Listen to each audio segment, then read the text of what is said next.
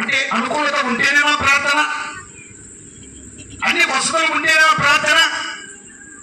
దేవుడు మన కోసము కొండలలోకి వెళ్ళి ప్రార్థన చేశాడండి. దేవుని నామమునకు మహిమ కలుగును గాక. ఆమేన్. కాళ్ళకు రాళ్ళు ముళ్ళు రక్తమయమైన నిన్ను రక్షించడానికి రక్తాన్ని కాచి ప్రార్థించాడు, కానీ ప్రార్థన మాత్రం ఆయన మర్చిపోలేదు. ఇవాళ మీరు మార్కు సువార్త 1:35 వచనంలో చూడొచ్చు, లూకా సువార్త 22:39 వచనంలో చూస్తే యేసుక్రీస్తు ప్రభువు వారు తన వార్త చొప్పున కొలివల బండకు వెళ్ళి ప్రార్థించాను. ఎందుకనగా సకల మానవాళి చేస్తున్నటువంటి సర్వ పాపములను ఆయన భరించాలి అంటే, వాటి నుండి వారిని విడుదల చేయాలి అంటే, బాధ నష్ట కష్ట శోధన నుండి వారిని విడిపించాలి అంటే ఆయన మోకాళ్ళు వంగాలి, నీ మోకాళ్ళు బలపడాలి. అదండి ఆయన చేసినటువంటి